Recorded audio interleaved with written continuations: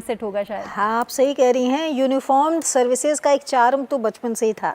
घर में बहुत सारे लोग विभिन्न सर्विसेज में थे तो उनको देख के थोड़ी सी प्रेरणा आती है।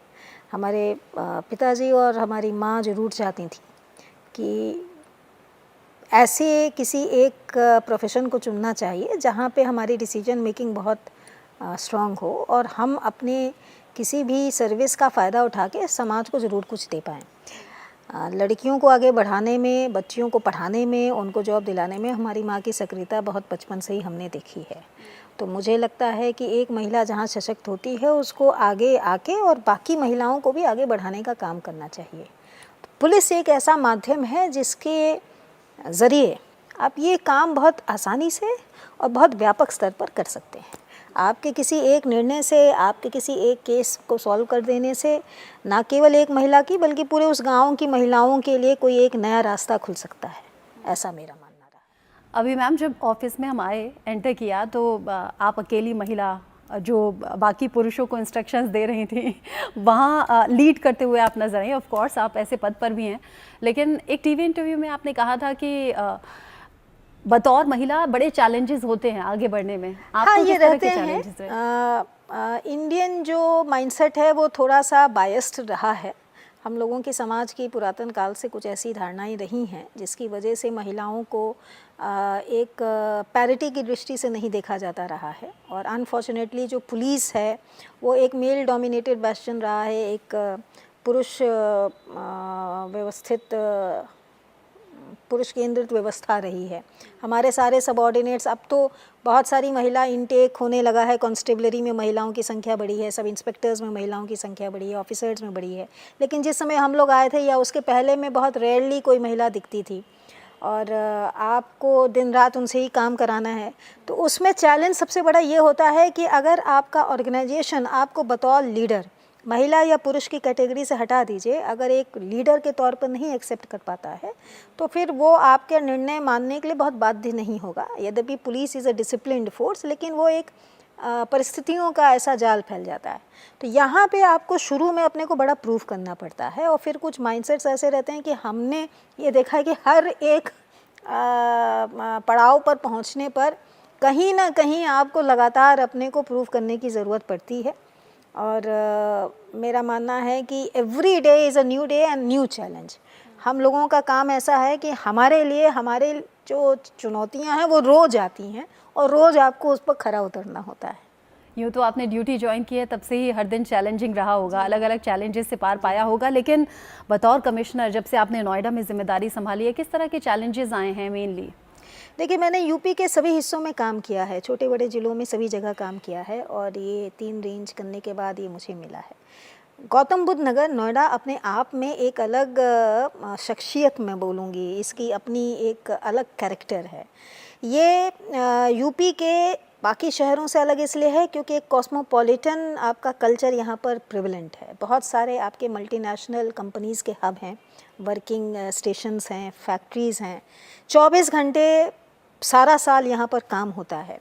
पढ़ा लिखा जो सिविल सोसाइटी का तबका है वो यहाँ पर रहता है, दिल्ली जाता है काम करता है, गुड़गांव जाता है काम करता है, वो यहाँ आता है। फ्लोटिंग पॉपुलेशन हमारे यहाँ बहुत सारी हैं। नोएडा ऑफ लेट जो है एक एजुकेशनल हब बन के भी उभरा है, बहुत सारे यहाँ पर यूनिवर्सिटीज़ हैं।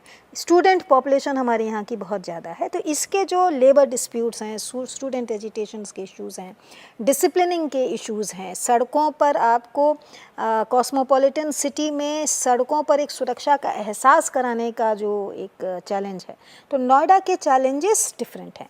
दिल्ली एनसीआर रीजन होने के कारण भी बहुत सारे हमारे बॉर्डर पोरस हैं, वो भी क्रिमिनल का जो आउटग्रेस और इनग्रेस है उसको भी कंट्रोल करने का चैलेंज है। तो Noida is a peculiar city.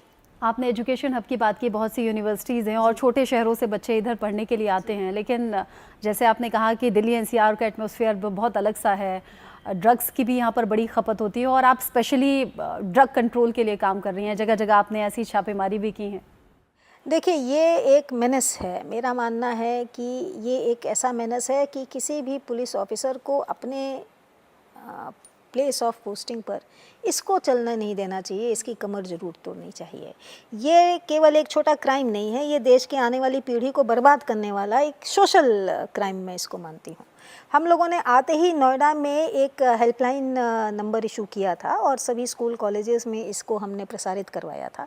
हमने बल्कि ये भी रिक्वेस्ट सभी से किया था कि जो भी पेरेंट्स, टीचर्स, स्टाफ, बच्चे जहाँ भी हमको सूचना दें उस पर हम कार्रवाई करेंगे। और मुझे बहुत खुशी है कि हमारी इस हेल्पलाइन के माध्यम से बहुत सारी हमारे पास इन्फॉर्मेशन आई जिस पर हम लोगों ने काम कराया। डार्क वेब की भी मॉनिटरिंग हमने चालू करवाई है, क्योंकि ये एक ऐसा ड्रग के माध्यम से नार्को टेरर फंडिंग का एक कॉन्सेप्ट प्रेवलेंट है, जिसको भी हमको रोकने के लिए तो डार्क वेब की मॉनिटरिंग की और हम लोग सक्सेसफुल हुए हैं। कैलिफोर्नियन वीड की हमने 1700 केजी की रिकवरी करवाई है, अलग अलग कंटेनर्स में होकर आता है और हाई क्वालिटी का है। अभी मेथ लैब हमने 2 बस्ट की हैं, आगे भी हम काम करेंगे। तो मेरी कोशिश ये है कि हमारे यहाँ अगर एजुकेशन हब है तो एक प्योर वातावरण में एक अच्छी शिक्षा का सुसंस्कृत वातावरण नज़र आए और ड्रग का जो है वो हमारे बच्चों को, आने वाली पीढ़ियों को ड्रग का मेनेस छू भी ना पाए। बिल्कुल, आपकी कोशिश सराहनीय है और आप और आपकी टीम काम भी उस तरीके से कर रही है। मैं आपके बारे में पढ़ रही थी, आपको बहुत से अवार्ड्स मिले हैं, गृह मंत्रालय से पिस्टल भी मिली है, लेकिन मुझे बड़ा अट्रैक्टिव लगा, प्रधानमंत्री नरेंद्र मोदी ने चांदी की छड़ी आपको दी थी, वो किस्सा ज़रा बताइए। नहीं, ये एक्चुअली ये वर्ष 2001 की बात है।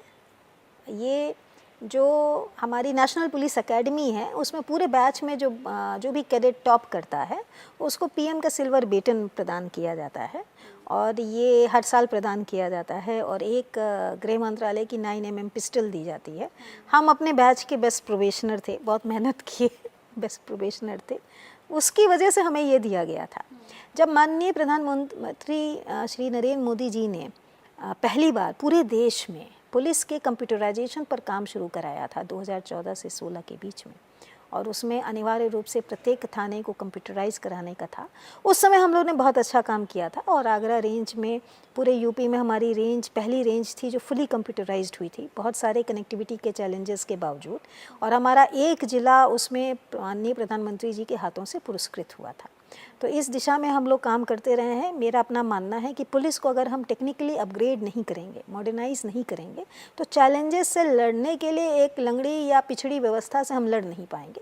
तो हमारी इस व्यवस्था को क्रिमिनल से 2 हाथ आगे होना चाहिए, ऐसा मेरा प्रयास रहता है।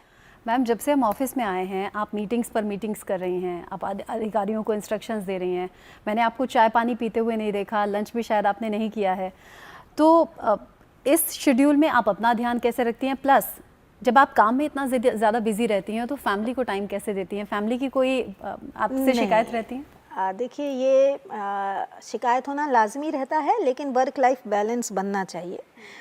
मैं बहुत ब्लेस्ड हूँ कि मेरी एक बच्ची है और वो बिल्कुल भी कोई शिकायत नहीं करती है, कोई टेंट्रम थ्रो नहीं करती है, बहुत सीधी और अच्छी बच्ची है। मैं ब्लेस्ड हूँ, वरना इतने चैलेंजिंग जॉब के साथ बच्चों को एक अच्छे माहौल में बड़ा करना भी एक बड़ा चैलेंज होता है। पर मैंने हमेशा इस बात का प्रयास किया है कि नौकरी हमारे जीवन का एक हिस्सा है। हम माँ भी होते हैं, हम बहन और बेटी भी होते हैं, हम बहू भी होते हैं, हमारे पास बहुत मल्टीपल रोल होते हैं और हर रोल को अहमियत दी जानी चाहिए। तो आपके जीवन में जब एक बैलेंस बनता है तो काम में भी वो बैलेंस उभर कर आता है और आप काम भी अच्छे से कर सकते हैं। वर्किंग मदर्स के साथ गिल्ट की समस्या हमेशा रहती है। हम घर में होते हैं और काम में कुछ ख़राब हो जाता है तो वो गिल्ट होता है, हम काम में होते हैं और घर पर कुछ ख़राब हो जाता है तो वो गिल्ट होता है। लेकिन मेरा मानना है कि अगर आप थोड़ा सा अपने नज़रिए में परिवर्तन ला दें और अपनी एक लिमिटेशंस, बाउंड्रीज सेट कर दें और कहें कि हमारा यहाँ तक काम होना ही चाहिए, पर डे काम होना चाहिए, दूसरे दिन के लिए ना टालें, तो इस गिल्ट की भावना से आप उभर सकते हैं। आप जितना अच्छा अपने बच्चों को, परिवार को समझेंगे, मैंने एक्सपीरियंस कहता है कि वो भी फिर आपको उतना ही अच्छे तरीके से समझ सकेंगे। मैम, चूँकि हमारा शो हम महिलाएं हैं और ख़ास तौर से महिलाएं आपको सुन रही हैं, आपने कहा कि बच्ची है, शिकायत नहीं करती, लेकिन मन में थोड़ा गिल्ट रहता है। बिना संघर्ष और मेहनत के कोई आगे नहीं बढ़ता। अगर मैं संघर्षों की बात करूं, बचपन से लेकर ये जॉब, ये पद पाने तक, और फिर उसके बाद बेबी होना, बेबी को, छोटे को घर पे छोड़ के आना, वो कौन सा संघर्ष है जो आप दर्शकों के साथ साझा करना चाहेंगी? नहीं, संघर्ष तो देखिए ज़िंदगी का अनिवार्य हिस्सा होता है। मेरे पिताजी की बहुत छोटी उम्र में ही उनका देहांत हो गया था और मैंने फिर हम घर के बड़े होने के कारण बहुत सारी जिम्मेदारियों, बहुत सारे संघर्षों को हमने आगे बढ़ाया है।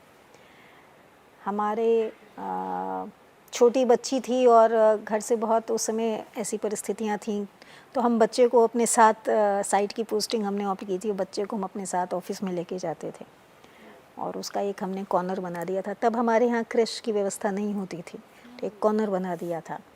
और मुझे आज भी याद है कि जब मुजफ्फरनगर दंगे चल रहे थे और हम एक ज़िले में पोस्टेड थे, तो हमारी बेटी बहुत बीमार थी, हॉस्पिटल में उसको भर्ती कराना पड़ा था, बहुत छोटी उम्र की थी। और जब उसको हॉस्पिटल में भर्ती कराना था तो उसका कोई कैंडुला नहीं लगवा पा रहा था क्योंकि बच्चा बहुत वो नहीं हो रहा था। तो मैंने फ़ोन पे उसको बात करके समझाया था, तब वो एग्री की थी। और जब वो थोड़ी सी चीज़ें निपटी तब मुझे छुट्टी मिली थी। तो ये कुछ ऐसे संस्मरण हैं जो ज़िंदगी भर आपके हृदय में बहुत पीड़ा देते हैं और संघर्ष की ऐसी स्थितियाँ रहती हैं।